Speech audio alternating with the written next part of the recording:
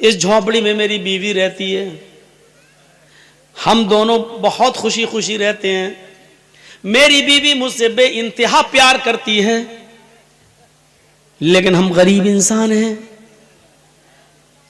इसी गांव से थोड़ी दूरी पर एक दूसरा गांव है, उस गांव से एक आदमी आता है, ताकतवर है, हैंडसम है, खूबसूरत है, ताकतवर है। और वो जैसे ही आता है वो सीधे मेरी झोंपड़ी में घुसता है, मुझे कान पकड़ के बाहर निकाल देता है। मेरी बीवी बड़ी खूबसूरत है, उसके बाद वो मुझे बाहर बिठा देता है और मेरी बीवी के साथ जबरदस्ती जिना करता है। हजरत उमर उसके पास बैठ गए। उसको ये नहीं मालूम कि ये उमर है, और उमर रजी अल्लाह ताला अन्हु को ये नहीं मालूम कि ये कौन है, लेकिन इतना जानते हैं कि ये मुसलमान नहीं है, कोई यहूदी है, ईसाई है, मजूसी है, कुछ है। उसके पास बैठ गए और कहने लगे, क्या हुआ भाई तुम्हें, क्यों रो रहे हो इतनी रात में? और सुनो, बड़ा जबरदस्त वाकया है, और हमारे पंचायत करने वाले लोग भी सुने। हजरत उमर का फैसला देखिए कैसा था, सुनिए। मेरी बीवी के न चाहने के बावजूद भी वो उसको मजबूर कर देता है और वो उसके साथ जिना करता है। हजरत उमर फारूक ने पूछा, अच्छा इतनी बड़ी बात क्या? अच्छा ये बताओ क्या वो अभी है? कहा नहीं। तो आया और चला गया। मैं कुछ भी नहीं कर पाता हूं, अपनी बीवी की कोई मदद नहीं कर पाता। अच्छा तो ये बताओ अब वो कब आएगा? हजरत उमर ने जब ये पूछा कि वो कब आएगा, तो उसने जवाब दिया, एक दिन छोड़कर आता है, यानी आज वो गलत काम करके गया है, अब वो कल नहीं आएगा, परसों आएगा। हजरत उमर फारूक ने कहा ठीक है, परसों में आऊंगा और तुम्हारी मदद करूंगा। उसने कहा तू खुद परेशान है, अपनी मदद तो कर नहीं पा रहा, मेरी मदद क्या करेगा? अरे जा यार, तू तो कह रहा था मैं परेशान हूं। कहा मैं परेशान हूं, मैं भी परेशान हूं, परेशान ना होता तो मैं रात में क्यों निकलता, लेकिन मेरी परेशानी इतनी बड़ी है कि आए मेरे भाई, हजरत उमर कहते हैं, आए मेरे भाई, जब तू खुद परेशान है तो मेरी परेशानी को तू कैसे दूर करेगा? लेकिन मैं तेरी परसों मदद करूंगा। उसने कहा अच्छा जाओ ठीक है कर लेना। वो सोचने लगा ऐसी तसल्ली देने वाले सभी आते हैं, ये भी तसल्ली दे रहा है। हजरत उमर ने जाते जाते उससे कह दिया, हाँ सुनो, परसों में आऊंगा, अपनी बीवी से कह देना खाना बनाकर तैयार रखे। कहने लगा अरे जा यार, खाने से इसका क्या ताल्लुक है, तू मदद करने आएगा कि खाना खाने आएगा? हजरत उमर ने कहा देखो मैं जो कह रहा हूं वो करना, खाना बनाकर तैयार रखे। और दूसरी बात, जब वो आदमी तेरे घर में घुसे तो अपनी बीवी से ये कह देना कि आज सब कुछ रजामंदी जाहिर कर दे, यानी उसके सामने आज वो जिद न करे, बल्कि ये कहे कि ठीक है तुम तो हमसे रोज मिलने आते ही हो, अब हमारे और तुम्हारे दरमियान तो कोई चीज रह नहीं गई है, अब तुम्हें जब आना ही है तो हम दिल खोल कर तुमसे मिलना चाहते हैं, लेकिन अंधेरे में मिलेंगे, उजाले में नहीं, इसलिए चिराग बुझा दो, अच्छा नहीं लगता। तुम्हारी बीवी ये बोले उससे कि मुझे अच्छा नहीं लगता जब तुम मुझसे हम बिस्तरी करते हो, जिना करते हो, तो मुझे अपने पति के अलावा दूसरे का चेहरा दिखता है तो फिर मैं सपोर्ट नहीं कर पाती हूं, अंधेरा रहेगा तो मैं तुम्हें सपोर्ट करूंगी। और ये कहकर वो चिराग बुझा दे, बकिया काम मैं संभाल लूंगा। अब वो सोचने लगा क्या ये संभालेगा अंधेरे में है? वो दुनिया भर की बातें सोचने लगा, लेकिन उसने सोचा चलो। हजरत उमर फारूक वक्त से पहले आ गए, दूसरे एक दिन छोड़कर दूसरे दिन देखा झोंपड़ी के बाहर वो आदमी टहल रहा है। हजरत उमर फारूक ने कहा ठीक है मैं आ गया हूं तुम्हारी मदद है। उसको पता ही नहीं कि क्या करेंगे, झोंपड़ी के पीछे छिप जाते हैं और उस आदमी से कहते हैं कि तुम अपनी बीवी के पास जाओ, वो आएगा तो तुम्हें खुद ही कान पकड़ के बाहर निकालेगा। वो आदमी अपनी बीवी के पास चला जाता है, रात थोड़ी और अंधेरी होती है। हजरत उमर थोड़ी दूर से ये मंजर देख रहे हैं। थोड़ी देर के बाद वो एक आदमी को आते हुए देखते हैं, लेकिन शक्ल नहीं समझ में आती है कि कौन है, अंधेरे की वजह से। वो आदमी आता है और सीधे झोंपड़ी में घुस जाता है और उस आदमी को यानी उसके शौहर को झोंपड़ी से निकाल के बाहर कर देता है। चलो, और वहीं चला गया।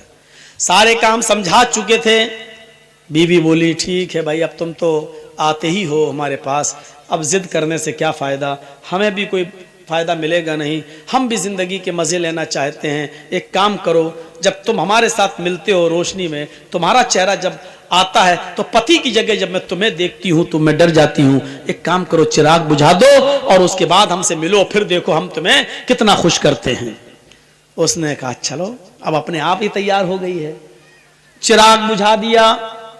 जैसे ही चिराग बुझता है, हजरत उमर फारूक ज्यादा लेट नहीं होते हैं, क्योंकि अगर लेट होंगे तो कहीं जिनाकारी ना हो जाए, उसको भी बचाना है, इसकी बीवी को उस जिना से बचाना है। जैसे ही चिराग बुझता है, हजरत उमर झोंपड़ी के अंदर घुस जाते हैं। अब डर था, झोंपड़ी के अंदर घुसने के बाद ये डर था कि मैं अपनी तलवार चलाऊं तो अंधेरे की वजह से कहीं तलवार खता न कर जाए, जिनाकार के बजाय कहीं उस आदमी की बीवी की गर्दन पर तलवार न चल जाए। इसलिए उस आवाज की तरफ जाना था जो मर्द की आवाज हो। हजरत उमर ने कहा कौन? वो समझा कि इसका शौहर आ गया, वो समझा कि इसका शौहर आ गया। अभी तो चिराग बुझा, अभी तो कुछ हुआ ही नहीं, तू अंदर घुस गया। हजरत उमर ने फौरन उस आवाज की तरफ लपके, समझ गए कि आवाज कहां से आ रही है, फौरन लपके और उसके बड़े बड़े बाल जो थे, जैसे ही उसको उसके सर को पकड़ा तो उसके बड़े बड़े बाल हजरत उमर फारूक के हाथ में आ गए। अब बड़े बाल से फिर शक में पड़ गए, कहीं ये उस औरत के बाल तो नहीं है, क्योंकि आदमी के भी बाल बड़े थे। तो अब ये डर पैदा हुआ कि कहीं ये बाल मरोड़ा उसको, अब उसकी मुंह से फिर निकलवाना चाह रहे हैं कुछ बात। उसने कहा अबे क्या कर रहा, अबे क्या कर। समझ गए कि ये मर्द ही है, आदमी ही है। हजरत उमर फारूक ने फौरन तलवार उसकी गर्दन के ऊपर चला दी और उसको कत्ल कर दिया। गर्दन एक तरफ पड़ी हुई है और धड़ एक तरफ पड़ा हुआ है। और जल्दी कहा मेरी बहन जल्दी से चिराग जलाओ।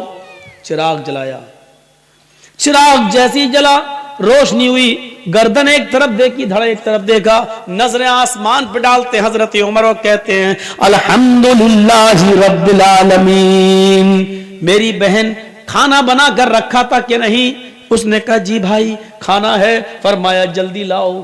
खाना दस्तरखान पर लग जाता है, उस आदमी की खोपड़ी पड़ी हुई है, खून पड़ा हुआ है, और वहीं पर बैठकर हजरत उमर पेट भर के खाना खाते हैं, पेट भर के खाना खाते हैं। वो आदमी बार बार देख रहा है, लाश के पास बैठ के खाना खा रहा है। और जब खाना खा चुके तो चलने लगे। उस आदमी ने पीछे से पकड़ा, भैया कहां जा रहे हो? कहा जा रहा हूं अपने घर। ये लाश का लाश क्या, उसका तो काम हो गया। कहा अगर इस मुल्क के अमीरुल मोमिनीन को उमर फारूक को अगर पता चला और सुबह चर्चा हुआ कि इस घर में लाश निकली, तो कहीं ऐसा न हो कि इसके कत्ल के इल्जाम में मेरी गर्दन उड़वा दें। तुम उमर का इंसाफ नहीं जानते हो। हजरत उमर मुस्कुराते हैं और कहते हैं तुम्हें डरने की जरूरत नहीं है। कल सुबह मेरे ही दरबारे खिलाफत से कुछ लोग आएंगे, अभी आएंगे थोड़ी देर के बाद, और इसकी डेड बॉडी को उठाकर ले जाएंगे, उसको सीने के बाद जाकर कब्र में दफन कर देंगे। तुम्हें कुछ करने की जरूरत नहीं है। हैं भैया तुम हो कौन?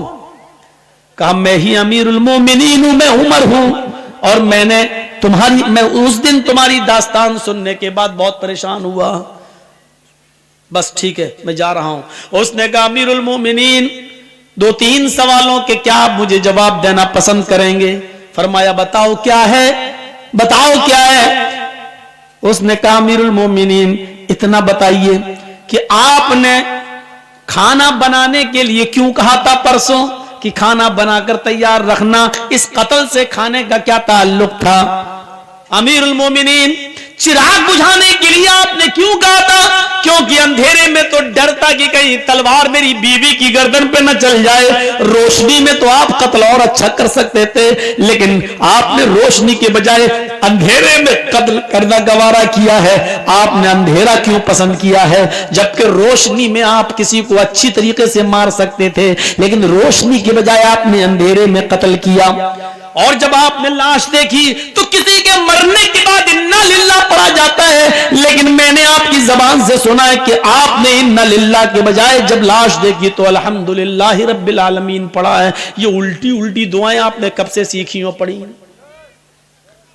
اس نے حضرت عمر کا جواب سنو، کیا جواب تھا؟ حضرت عمر فرماتے ہیں اے میرے بھائی، جب تو نے مجھے اپنی داستان سنائی اور تو نے کہا کہ میں بھوکا ہوں، کھانا نہیں کھاتا اس لیے کہ میں اپنی بیوی کی مدد نہیں کر سکتا، جب تک میں اپنی بیوی کو ظلم سے بچا نہ لوں میں کھانا نہیں کھاؤں گا۔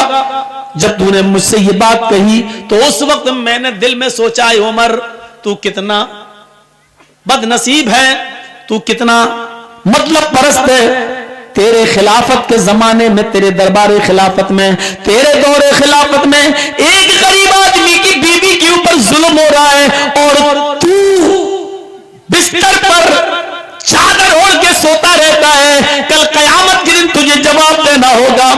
اے میرے غریب بھائی، جب تو نے مجھے یہ بتایا کہ ایک آدمی آتا ہے اور میری بیوی سے زنا کرتا ہے تو میں نے پرسوں ہی یہ عہد کر لیا تھا کہ عمر اس وقت تک کھانے کا ایک لقمہ نہیں کھائے گا، اپنے حلق کے نیچے نہیں لائے گا جب تک کہ اس آدمی کو قتل نہیں کر دے گا، اور اس آدمی کی پریشانی سے میں تجھے نجات نہیں دلا دوں گا تب تک میں نہیں کھاؤں گا۔ میں پرسوں سے اب تک بھوکا تھا، صرف پانی پی رہا تھا یا ایک آدھ کھجور کھا لیتا تھا، لیکن کھانے کا ایک لقمہ بھی میں نے نہیں کھایا کیونکہ میں تیری مدد کرنا چاہتا تھا۔ اس لیے میں نے کہا تھا کہ کھانا بنا کر رکھنا۔ آج اس آدمی کے سامنے میں نے کھایا کھانا اس لیے کہ میں 2 دن سے بھوکا تھا اور آج میں نے پیٹ بھر کے کھانا کھایا۔ اچھا ٹھیک ہے، لیکن اندھیرے میں قتل کیوں کیا؟ کہا جب تو نے مجھے بتایا ایک آدمی آتا ہے، ہٹا کھٹا ہے، ہینڈسم ہے، تندرست ہے، اور وہ میری بیوی سے زنا کرتا ہے تو میرے دل میں یہ خیال آیا اے عمر، ہٹا کھٹا نوجوان کوئی آتا اور اس کی بیوی سے زنا کرتا ہے، اس کو معلوم ہے کہ عمر کی حکومت ہے اور عمر بہت زبردست انصاف کرتے ہیں، اس کے باوجود اس کو ڈر نہیں کہیں ایسا تو نہیں کہ وہ عمر کا بیٹا ہو یا عمر کا بھتیجا ہو یا عمر کا کوئی رشتہ دار ہو۔ میں نے یہ سوچا اتنا گندا کام اتنی بہادری کے ساتھ رات کے اندھیرے میں اگر کوئی کر رہا ہے تو اس کا عمر کے رشتہ داری سے کوئی تعلق تو نہیں ہے، اس لیے میں نے کہا چراغ بجھا دینا، کیونکہ جب مجھے ڈر پیدا ہوا کہ وہ میرا بیٹا بھی ہو سکتا ہے، میرا بھتیجا بھی ہو سکتا ہے، میرا رشتہ دار بھی ہو سکتا ہے، میں چھپ گیا اور میں اللہ سے یہ دعا کرتا تھا کہ اللہ اس کام میں میرا بیٹا شامل نہ ہو، اے اللہ اس کام میں میرا بھتیجا یا میرا کوئی رشتہ دار شامل نہ ہو، کیونکہ آج جو بھی ہوگا اس کی گردن اڑائی جائے گی، آج جو بھی ہوگا اس کی گردن کٹے گی، اے اللہ مجھے شرم سے بچا لے، میرے اور میرے خاندان کا نام گرنا نہیں چاہیے۔ میں پرسوں سے ہی دعا کر رہا تھا، جب وہ آدمی جھونپڑی کے اندر گھسا اس وقت تک مجھے لگا کہ یہ میرا ہی کوئی رشتہ دار ہے، اس کی چال، اس کی قد و قامت مجھے بتلا رہی تھی، اس کا نگر طریقے سے بے باکی کے ساتھ آنا